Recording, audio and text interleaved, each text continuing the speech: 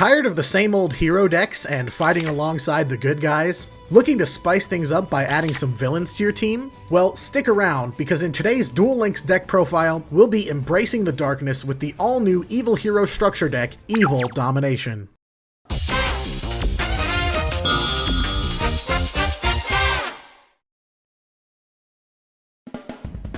Hello out there to all of my internet royalty, I am Diatonic and welcome to yet another Duel Links deck profile featuring cards from the brand new Evil Domination structure deck. The hero family continues to grow larger in Duel Links, this time with the addition of the previously mentioned structure deck, as well as their pilot, Supreme King Jaden. In a nutshell, evil heroes are essentially corrupted forms of protagonist Jaden Yuki's elemental heroes, using the power of dark fusion to create these new corrupted heroes. I'm personally a big hero fan, so anytime there's new heroes to be played, I'm there. I'll be showing you the deck, its combos, and get you ready to step into the darkness and take control of cards like evil hero Malicious Fiend. Be sure to subscribe so you don't miss out on my other content like deck profiles and my flagship History of Duel Links series. But for now, let's jump into the deck profile by discussing the skill you'll need to help this deck see success. Sinister Calling, a skill that you'll unlock by boosting the Supreme King to level 20 is, in a word, great. We once again have a very strong archetype-specific skill that helps make up for some weakness in the card pool. It's very strict on what it allows you to play, locking you into using only elemental heroes and evil heroes in the main deck, but as a trade-off, you get easy access to some incredibly powerful cards. Just keep in mind that you need at least 10 evil heroes, dark fusion, and dark calling, no monsters aside from elemental and evil heroes in the deck, and no monsters other than fusions in the extra deck. In exchange for these stringent requirements, you gain the ability to discard an evil hero monster from your hand. This will allow you to add a dark calling or dark fusion from your deck to your hand, or place evil hero Sinister Necrom from outside the game into your grave. Obviously, ripping Dark Calling or Dark Fusion will give you access to your all-important fusion monsters, but putting Sinister Necrom into the grave lets you special summon any evil hero from your hand or deck simply by banishing it. Fortunately for us, this skill doesn't lock us out of playing masked heroes in our extra deck, so as we transition to the full deck rundown, it'll be a mix of elemental hero, evil hero, and masked hero. Alright, so let's jump into the main deck. First up, I run 3 copies of the Evil Domination Structure's cover card, Evil Hero Malicious Edge. If your opponent controls a monster, you can tribute summon him with a single tribute instead of 2, and he also deals piercing battle damage. At 2600 attack, he's not a terrible monster, considering there are ways to summon him without even paying a single tribute, like with Evil Hero Sinister Necrom's effect. I strongly feel you need 3 copies of Malicious Edge, since you basically always need 2 in order to fuse into Malicious Fiend. So yeah, that means you probably need 3 copies of the structure deck. If you really don't want to spend that much, you might be able to squeak by with just 2, but 1 won't cut it. In addition to Malicious Edge, I run 3 copies of Evil Hero Infernal Gainer, also from the new structure deck. While he often ends up as the payment to activate Sinister Calling, he also has an effect that you can use to get quick OTKs with even just Malicious Edge, at least in a scant few cases. During your main phase, you can banish him, then a Fiend-type monster you control can attack 2 times. Then, 2 standby phases later, you can special summon it back in attack position. This is another situation where you may not need an entire playset, but you really want to try and give yourself enough materials for your skill. Throwing away Malicious Edge is entirely possible, but there are many cases where being forced to discard him takes away some of the value of the skill. Last up for the evil heroes, I have 2 copies of Evil Hero Infernal Prodigy in the deck. Fortunately, this one's completely free since you can earn it from the Supreme King's event, so you should definitely try to grind out the event if you haven't already. In addition to being used as fuel for Sinister Calling, it can be special summoned if you control no monsters, and if you tribute it to summon a hero monster, during the end phase, you can draw a card. If you go second, and your opponent plays a monster, you can actually use this card to get Malicious Edge onto the board right away and draw a card, which isn't the worst opening play for the deck. Rounding out the main deck monsters, let's talk about the man, myth, and legend himself, Elemental Hero Stratos. In any deck involving heroes, this guy is just straight up good. Not only does he let you destroy spells and traps equal to the number of other heroes you control, but he can also search your deck for a hero monster to add to your hand. Unfortunately, you can only do one or the other, but at least it can activate when he's normal or special summoned. So, he can either help you remove back row that might stop you from being able to secure a victory, or he can search for Sinister Calling fuel, or an extra Malicious Edge for fusion. a combo extender, back row hater, and an aggressive body when you bring mask change into the mix. Just an absolute all-around unit. I know he's expensive, but he provides a massive boost to the deck's consistency, making him super important.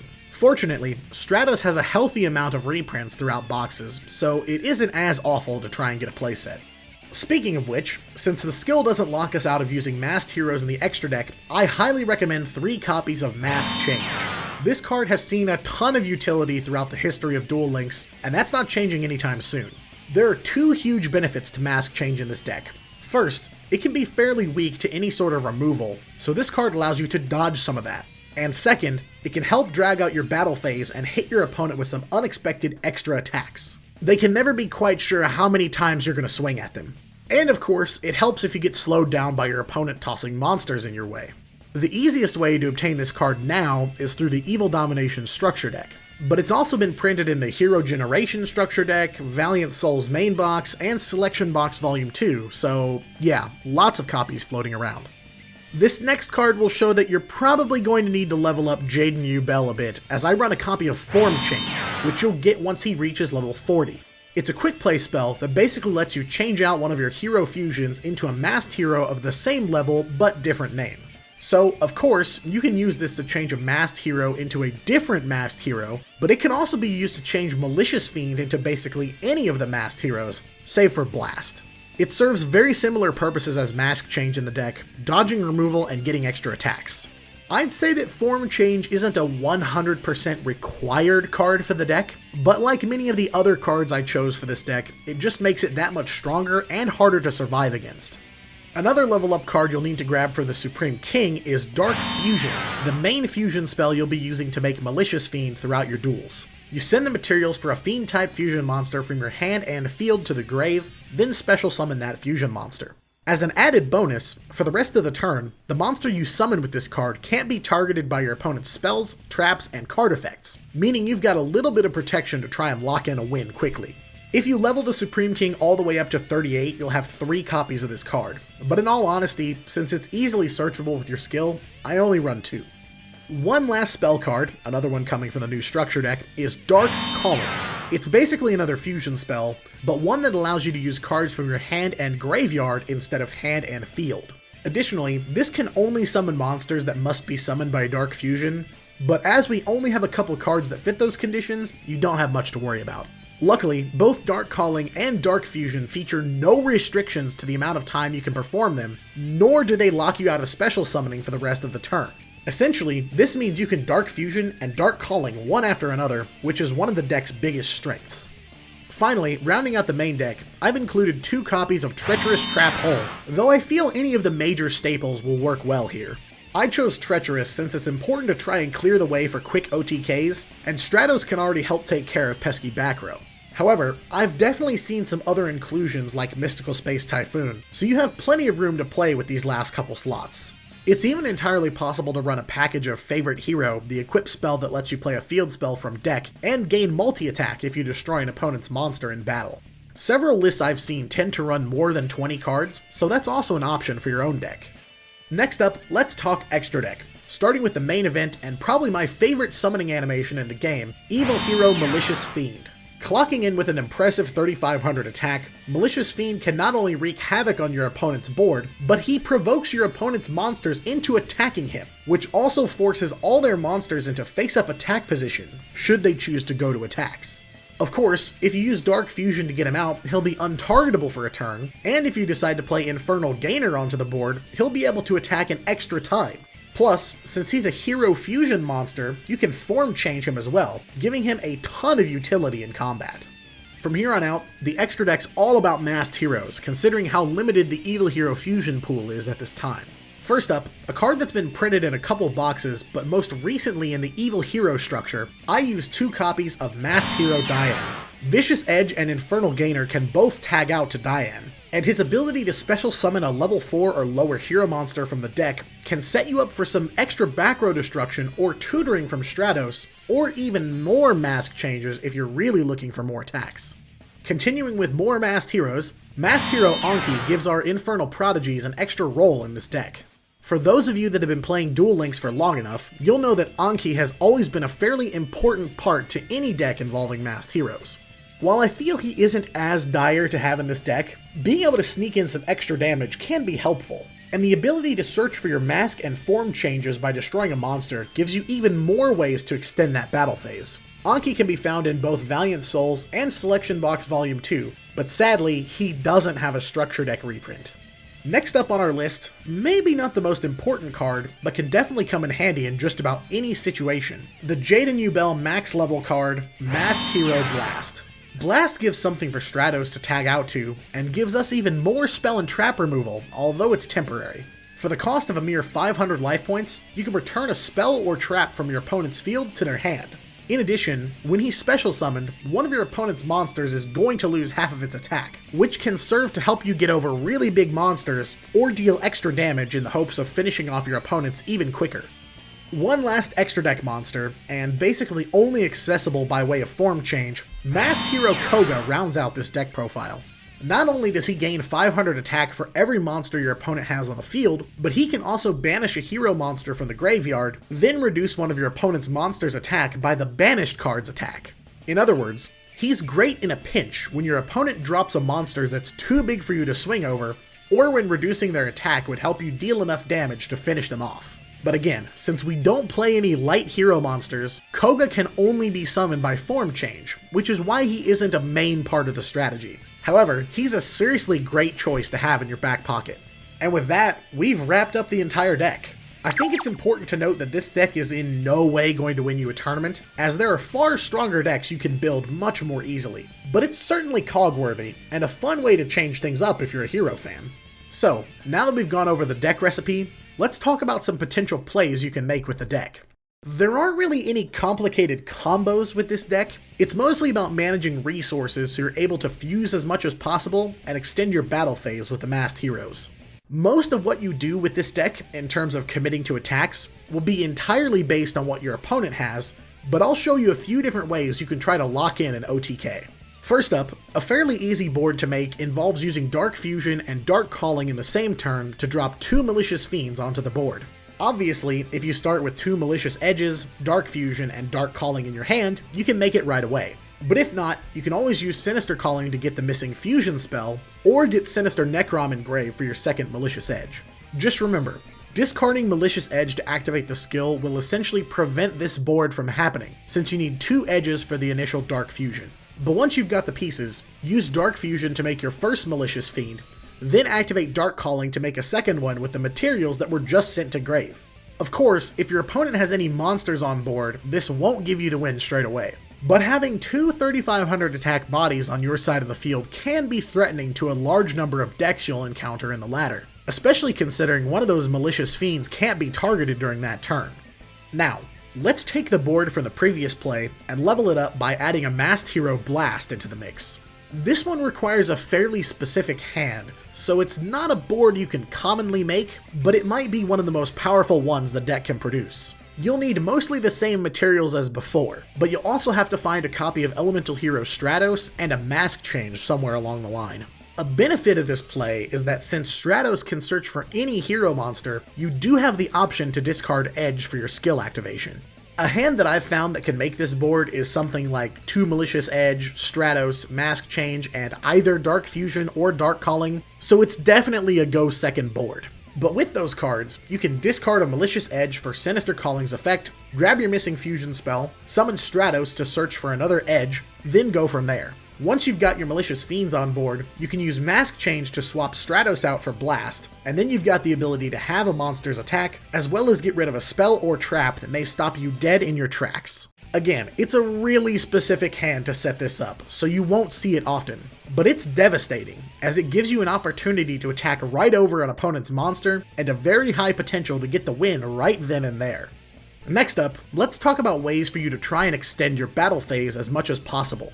You don't need 3 fusion monsters on board to secure yourself 3 attacks. In fact, all you really need is a Malicious Edge, an Infernal Gainer, and a Mask Change in hand. Gainer's effect allows you to banish him and give a Fiend-type monster you control a second attack during the battle phase. And of course, with Mask Change being a quick play spell, you can see where this is going.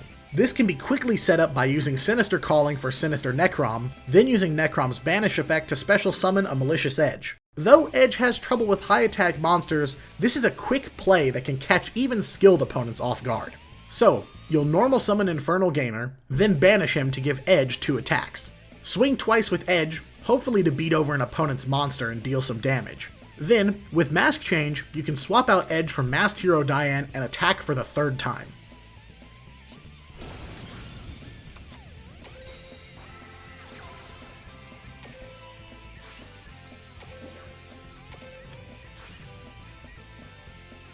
But your battle phase doesn't have to end there. Let's rewind a little bit, starting with a very similar setup, but we'll give ourselves 5 attacks this time. So, Edge and Gainer on board, but this time, if you happen to have 2 mask changes, there's even more extension to be done. For this play, we'll be taking advantage of Diane's effect, allowing you to special summon a level 4 or lower hero from deck to get Stratos. This play works incredibly well if your opponent plays tons of monsters quickly, or has monsters that persist even after being destroyed in battle. So, attack number 3 would be Diane hitting the opponent's monster. Activate Diane's effect, which lets you summon a level 4 or lower hero. In this case, we'll choose Stratos. Not only do we get Stratos as a body on board, but his effect will activate, so destroy some spells and traps, or add a hero to your hand. Afterwards, you can swing with Stratos, which would be attack number 4, then use Mask Change to transform him into Masked Hero Blast. Activate his effects if you wish, then go in for attack number 5.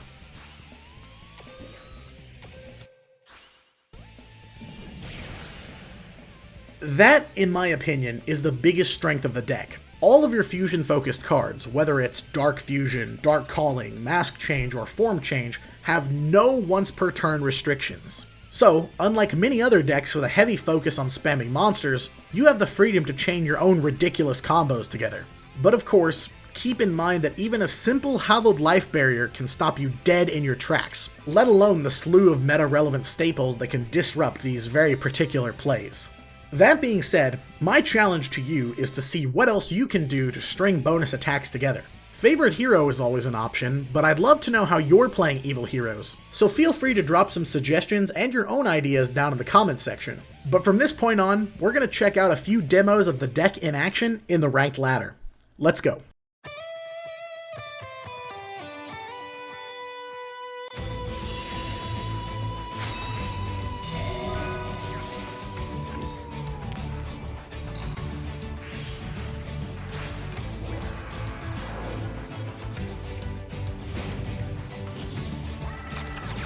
Duel!